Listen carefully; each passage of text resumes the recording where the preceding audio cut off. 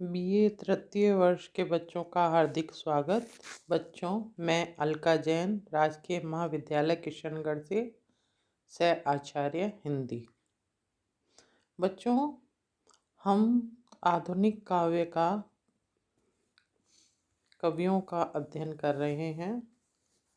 आज मैं जयशंकर प्रसाद द्वारा लिखित कामायनी से श्रद्धा सर्ग का अध्ययन कराऊंगी।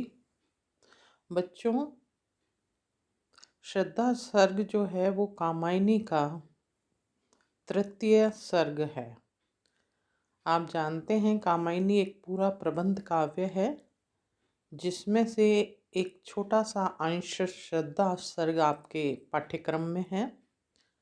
बच्चों, श्रद्धा सर्ग को समझने से पहले आप लोगों को मैं इससे पूर्व के कथानक से ज़रूर परिचय कराना चाहूँगी, जिससे आप कामायनी के इस सर्ग को समझ सकें।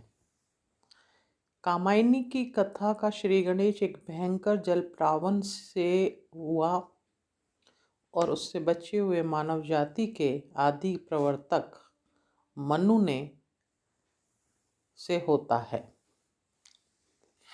मनु देव जाति के व्यक्ति हैं। पुराणों की गणना के अनुसार मनु को 7वें मनवंतर का आरंभकर्ता माना गया है। आजकल 7वां मनवंतर ही चल रहा है, अतः मनु आधुनिक मानव जाति के आदि पुरुष हैं। जलप्लावन के उपरांत कथानायक मनु हिमालय की एक उच्च चोटी पर बैठे हैं और वहाँ से जलप्लावन के विध्वंसकारी दृश्यों को देख रहे हैं। इस जलप्लावन में उनकी समस्त देव जाति नष्ट हो चुकी है और वे जैसे तैसे एक नौका द्वारा बचे हुए एक महामत्स्य के प्रबल चपेटे से वो एक हिमालय के उस उन्नत शिखर पर पहुंच जाते हैं। जब वह जलप्लावन धीरे धीरे उतरने लगता है तो कुछ पृथ्वी भी निकलने लगती है। मनु के समीप ही महावट से बंधी हुई उनकी नौका भी पड़ी है और वे इस शून्य प्रकृति में बैठे बैठे अपनी वैभव संपन्न देव जाति के भयंकर विनाश के बारे में सोच रहे हैं। मनु जानते हैं कि उनका देव जाति कितनी समृद्धशालिनी थी। संपूर्ण देवगण अनंत शक्ति संपन्न थे। उनमें अपार बल, वैभव और आनंद था। सभी दिशाओं से उनकी कीर्ति दीप्ति की शोभा का प्रसार था। उन देवताओं ने ऐसी अजय शक्ति का संग्रह किया था कि जिसे देखकर संपूर्ण विश्व उनका लोहा मानता था। परंतु कुछ काल के उपरांत इस अपार बल, वैभव और अजय शक्ति के परिणाम स्वरूप देवताओं में दंभ, विलास और उच्छृंखलता आदि अधिकता हो गई थी। वे विलासिनी सुरबालाओं के साथ मधुप तुल्य निश्चित विहार करने लगे। निरंतर नृत्य, गान, सुरापान आदि विलासी क्रीड़ाओं में निमग्न रहने लगे। इतना ही नहीं, इस देव जाति में पशु पक्षियों की भी अधिकता हो गई। या पशु का यज्ञ ज़्यादा किया जाने लगा, जिसमें जो है उनको निरह पशुओं को बलि देने लगे। अतः देवों के इस तरह के कृत्य से जो है दिव्य शक्तियाँ कुपित हो गई, जिससे प्रलयकाली जो हलाहल और बरसने लगा और कठोर कुलिश चूर होने लगे। क्षितिज के चारों ओर विनाशिक जलधर उठने लगे।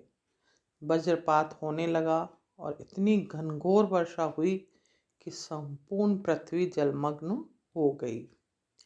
इसी प्रलयकारी वृष्टि के कारण ऐसा भयंकर जल प्लावन आया कि उसमें संपूर्ण देव जाति भी डूब गई।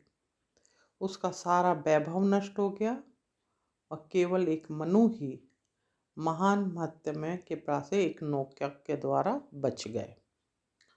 मनु देवताओं के मिथ्या अहंकार, दम आदि के बारे में बार बार विचार करते हैं और कहते हैं कि देवगण अपने ही व्यर्थ अभिमान के कारण स्वयं को अमर समझा करते थे, परंतु उनकी वह अमरता कहाँ गई?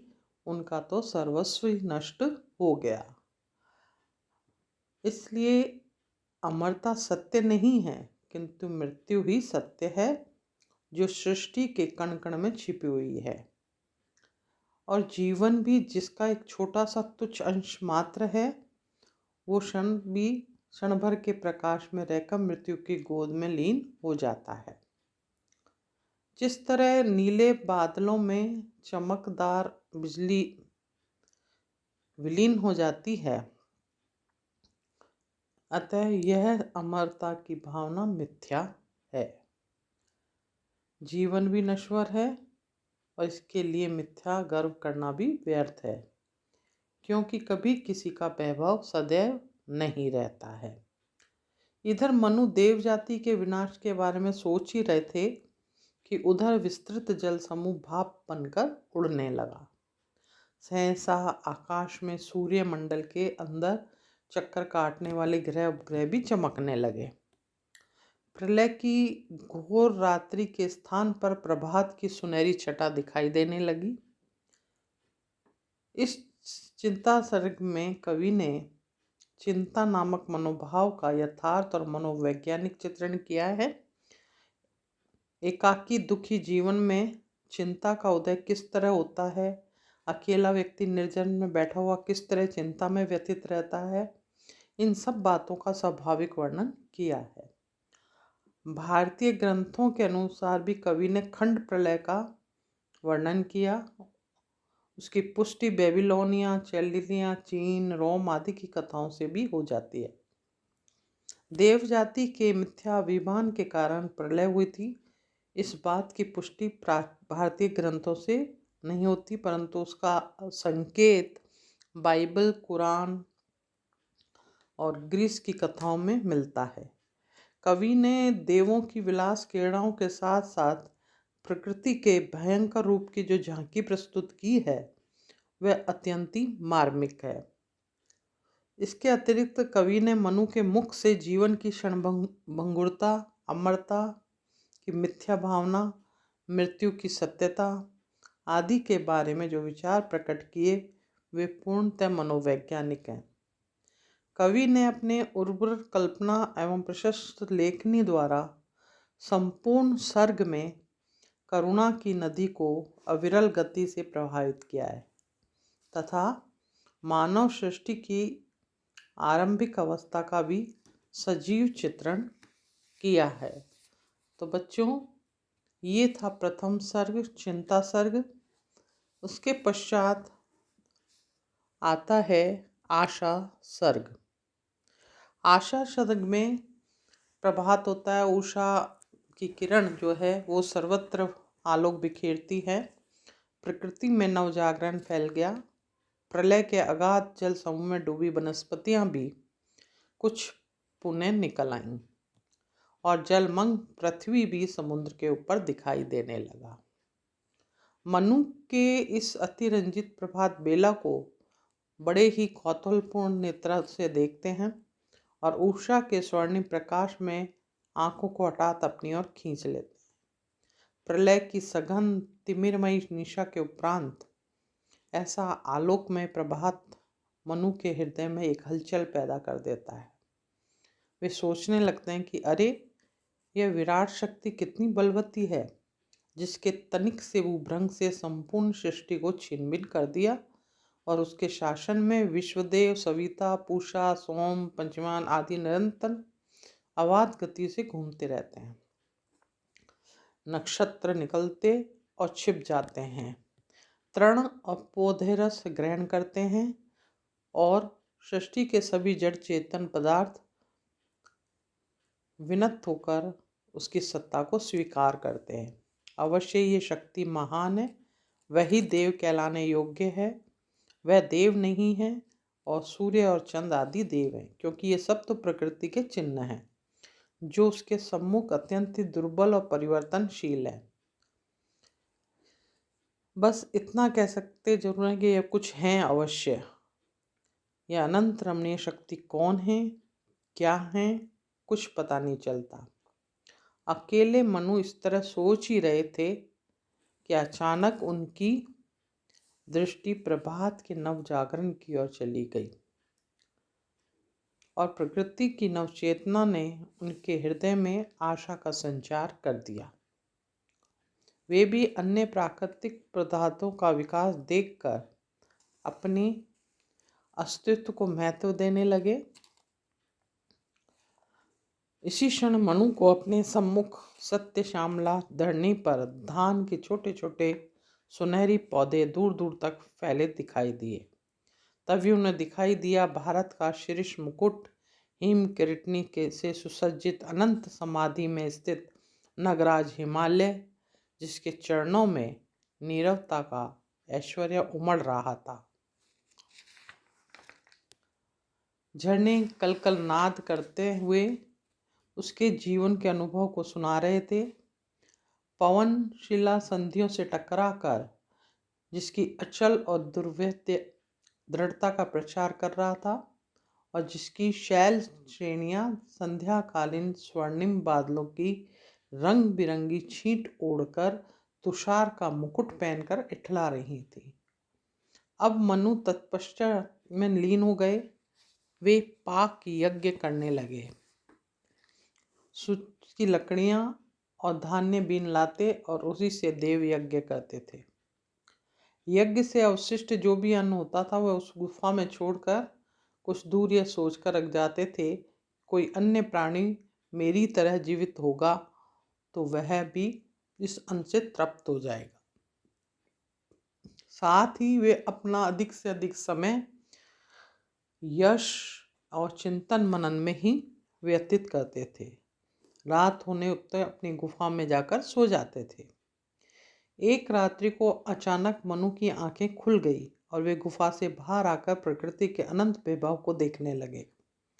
उस समय पूर्णिमा का निर्मल चंद्र अपनी ज्योत्सना से इस प्रकृति के प्रत्येक पदार्थ को रजतमय बना रहा था और मंद मंद गति से शीतल और सुगंधित पवन चल रही थी। ऐसे रमणीक दृश्य को देखते ही मनु के हृदय में अनादि वासना जागृत हो उठी और वे अपने एकाकी जीवन से ऊब कर अपनी किसी सहचरी के लिए उद्विग्न हो गए।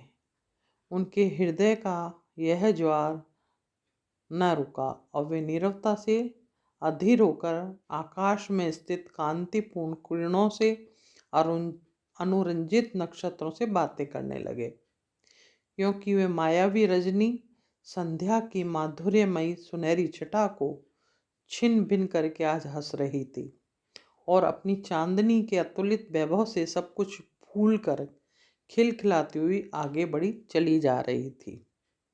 अंत में मनु व्यथित होकर उस भागती हुई रजनी से कहने लगे कि यदि मुझे मेरी सहचरी प्रलय की लहरों के थपेड़ों से बची हुई किसी स्थान पर पड़ी हुई मिल जाए तो उसे भूल मत जाना, उसको हृदय में भी मिलने की आकांक्षा जगाने का प्रयत्न करना।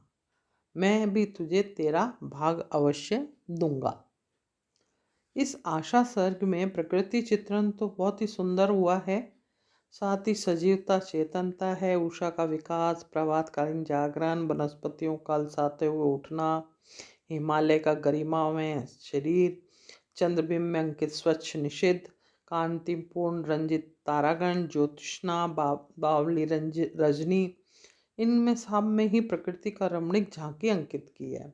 इसके अतिरिक्त प्रकृति के क्रमिक विकास को देखकर मनु के हृदय में कवि ने जिस आशा का उदय दिखाया है, आगे चलकर ज्योत्स्ना रजनी में शीतल मंद और सुगंधित पवन के स्पर्श से मनु के हृदय में जिस अनादि वासना को जागृत होते हुए लिखा है, वे दोनों वर्णन ही अत्यंत ही स्वाभाविक और मनोवैज्ञानिक हैं।